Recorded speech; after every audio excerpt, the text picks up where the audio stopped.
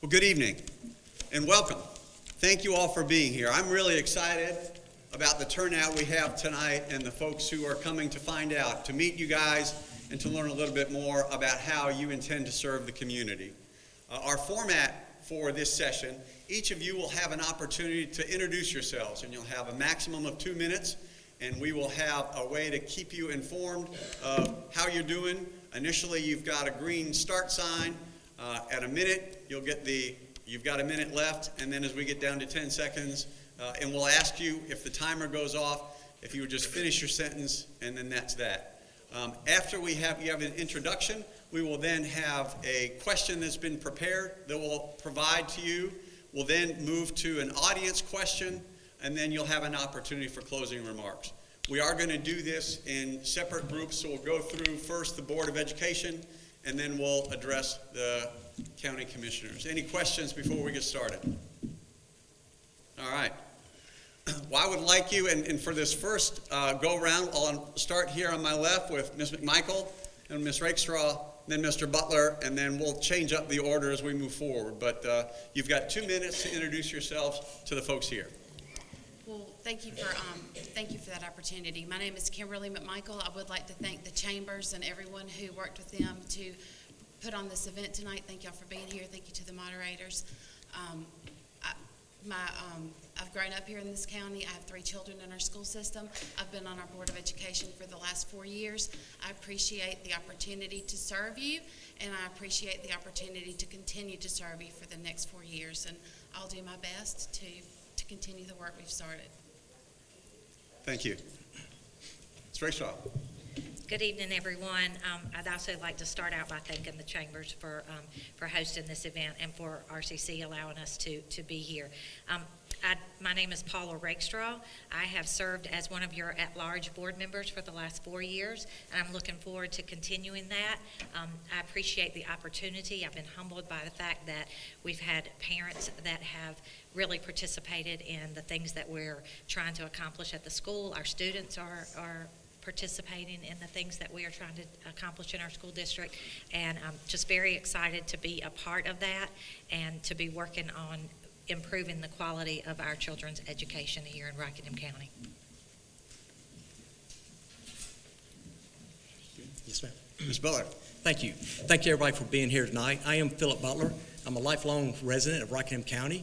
I grew up here, went to school here in public schools. My dad, Carlisle Butler, taught in the public schools. I've got 2 girls who are both products of this school system who went on to college. I went to the Navy after I graduated high school. I served my country in the Navy for 4 years. After that, I returned back to Rockingham County.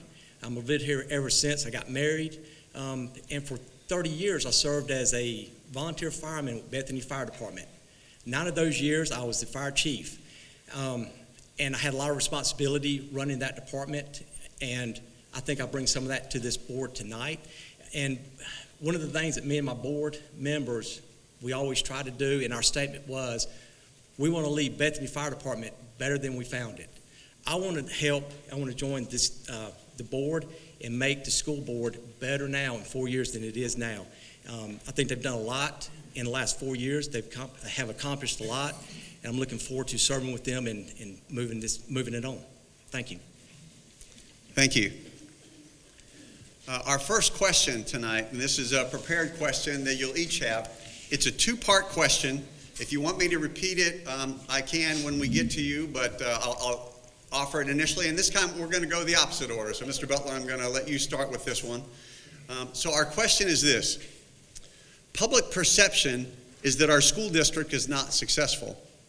How will you build consensus, trust, and support in the community around the work of the school district?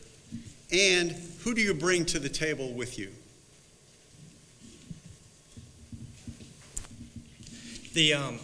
Good question.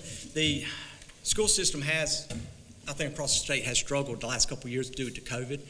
The reports have just come out with the grading of the school systems, and we had one school that had an excellent, and then most of the other schools had a C. They're doing good. Most schools have exceeded what they have done in the past. So our school systems, and we had 2 schools that did not meet that proficiency. They have work to do. Yes, we have work to do. We will always have work to do, and we can always do better. I would like to see all the schools exceeding and making an A. We only had 1 school to make that benchmark of an A. If you come to school, as far as trustworthy and what was it, trust? What was your question? How you build consensus, trust, and support in the community. Getting out and meeting the parents, meeting the staff, being involved with the school system, and just being a face. The teachers and the staff like it when you're there. They want to see you in the school systems. I've had the opportunity to go to several schools, and they really appreciate you getting out and showing your support to them. They can come to school board meetings. They can call us, whatever they need to do to find out how we are trusted. I want everything to be transparent. I don't like to hide anything, but I will be transparent in everything that we do. And if you ever have any questions, I'm a phone call away. Thank you. Thank you. Ms. Rakestraw, would you like me to repeat the question? I think, sure, that'd be great. Thank you. Public perception is that our school district is not successful. How will you build consensus, trust, and support in the community around the work of the school district, and who do you bring with you to the table? So, first of all, I do think there's always room for improvement. That's something that we have to continue to strive for, is improving on what we already have. Like Mr. Butler said, leave it better than you found it. I think that's a great statement. As far as building consensus within our school system, bringing our parents to the table, bringing our students to the table, bringing our teachers and our principals to the table. It's important that we hear from the people who are receiving the services and who are delivering the services, who are there with boots on the ground, basically, and delivering those services to our customers, which are our students in my view. And so that's one thing that I do bring to the table is communication. It's important to communicate. It's not okay for me to sit on a board and not have communication with those folks who are being impacted by the services that we're providing. So my phone number has been out there. My email has been out there. I've done my best to respond to any phone call, any email. I've done my best to be in the schools, to be at events with students, and to know what's going on and what the students are interested in, what the teachers, what they're struggling with. And so one of the things that I bring to the table is communication and an openness to hear everyone who is at the table, not just a select few, but everyone. So I think that's important. Thank you. Thank you. Ms. McMichael, would you like to hear the question again? Please. Public perception is that our school district is not successful. How will you build consensus, trust, and support in the community around the work of the school district, and who do you bring with you to the table? Thank you. One of the ways that we're bringing consensus that the school district is improving is we have lots of different avenues for students to enter. They can be in a traditional school setting. They can be here at RCC in the early college. They can be in our classrooms and still participate. When they're in the high schools, they can be in our traditional high schools still taking RCC classes. RCC sends teachers into our schools so they can they can go back and forth between the high schools and RCC. We have different academies in all 4 quadrants. We have the SPLASH program that is at our elementary levels, and we're working to get that into all 4 zones. So I think that adding those things, in addition to what Ms. Rakestraw spoke to, which was all of the different parent, student, teacher, all of the different groups that we've brought in and created committees to collaborate with. We bring those people to the table, and we've not done that in quite a while. And so we also need to bring parents to the table, and we're doing that. We're doing that more and more, but we're doing that through the strategic plan. And so there's always room to improve, but we're working on it, and we can't redo it overnight. It's just one day at a time. Thank you. Our next question, and this is an audience question, and we'll start with you, Ms. McMichael. Again, it's this is really one long question. I'm sorry, Ms. Rakestraw. Okay, I was going to say you looked at I me, did, but you didn't said, I? okay. Yes. Good catch. So what are some lessons that Rockingham County schools learned in response to the coronavirus pandemic with public education?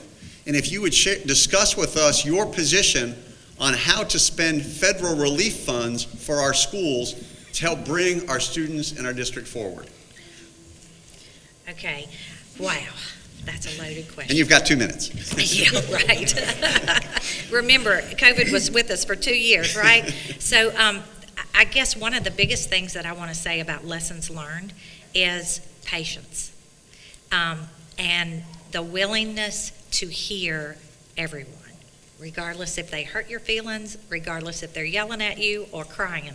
You need to be willing to listen to everyone, and knowing that as an elected official, we're not going to make everybody happy, especially during COVID.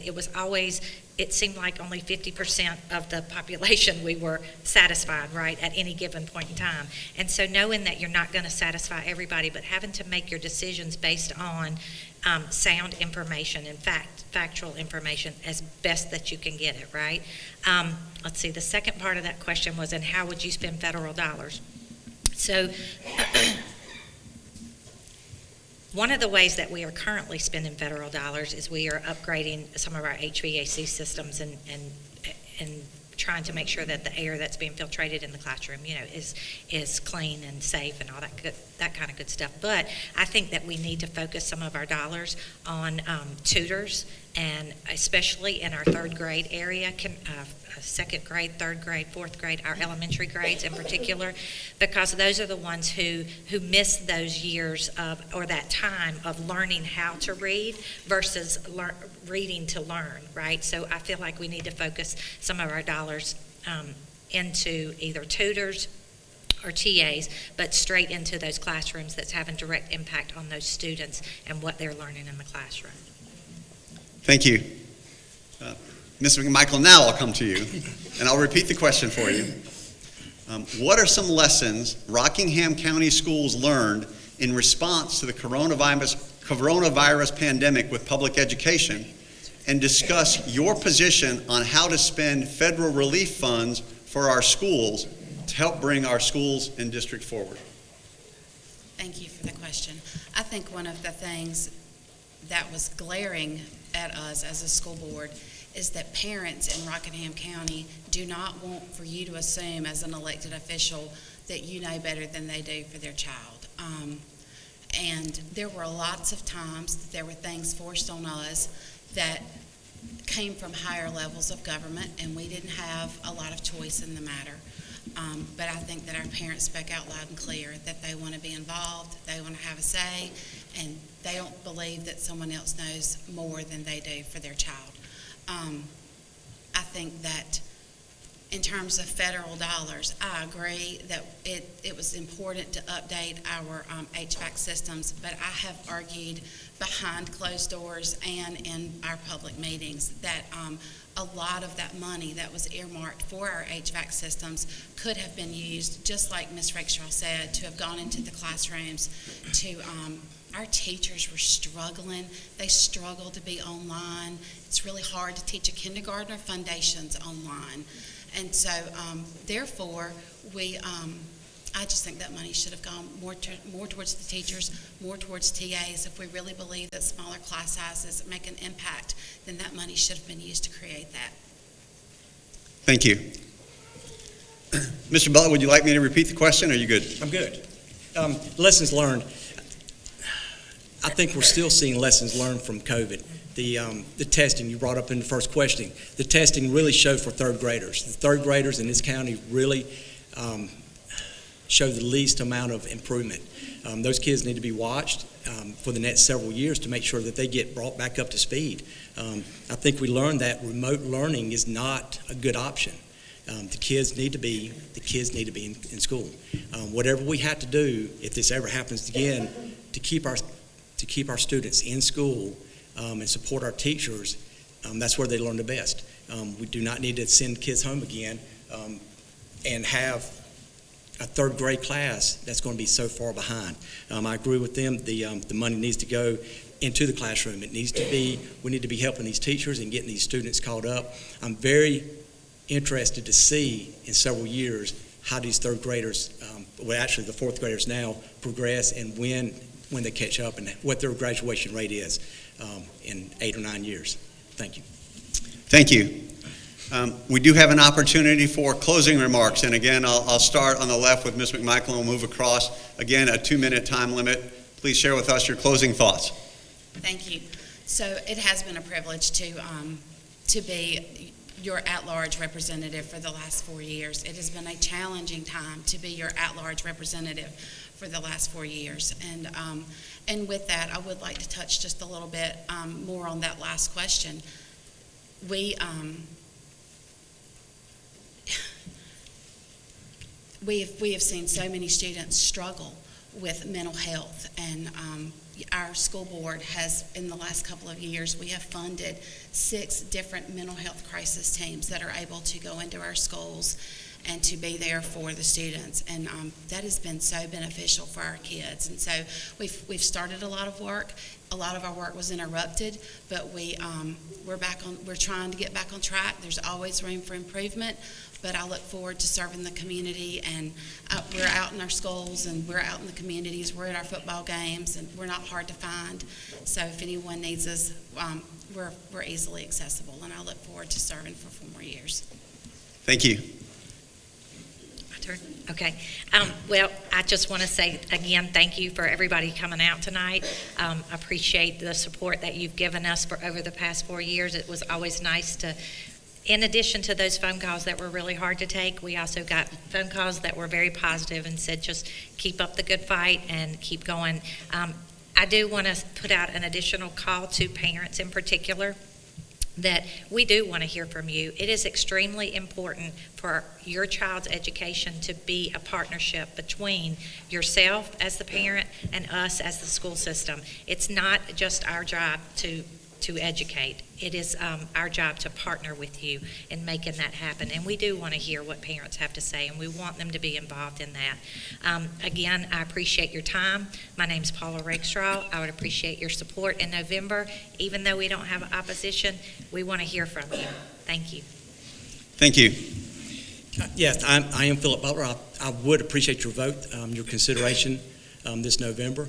When I was a fire chief of Bethlehem Fire Department, I also served as the chairman of the Fire Chiefs Council, which meant I was in contact with all the fire chiefs of Rockingham County. And I fought for them, and I've been reminded several times when I run into some of the former fire chiefs of the work that we did and how hard that we worked. If it was having to work with county commissioners, if it was having to go to Raleigh to politic and try to get funding for cancer policies for our firefighters who are suffering with cancer. I bring that same commitment to the school board. I'm ready to work and to fight. I'm ready not to fight with the county commissioners, but I'm ready to work with them. Hopefully not fight with the county commissioners. I am ready to work with the county commissioners, the General Assembly, on getting more funding and helping our students. And we need to concentrate on keeping our teachers in the classroom. We're in competition with other counties that pay more money. I want to keep our teachers in Rockingham County so we don't have to keep on going out and getting more and more new teachers. The teachers need to be supported and they need to have a voice, and I want to be the voice for the teachers. Thank you for your time, and I appreciate your vote. Let's give them all a round of applause.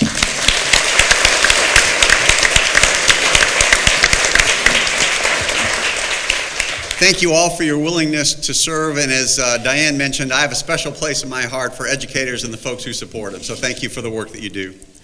Again, we're going to have all 3 of you respond to the questions, and I'll mix up the order as we move through. You'll have the opportunity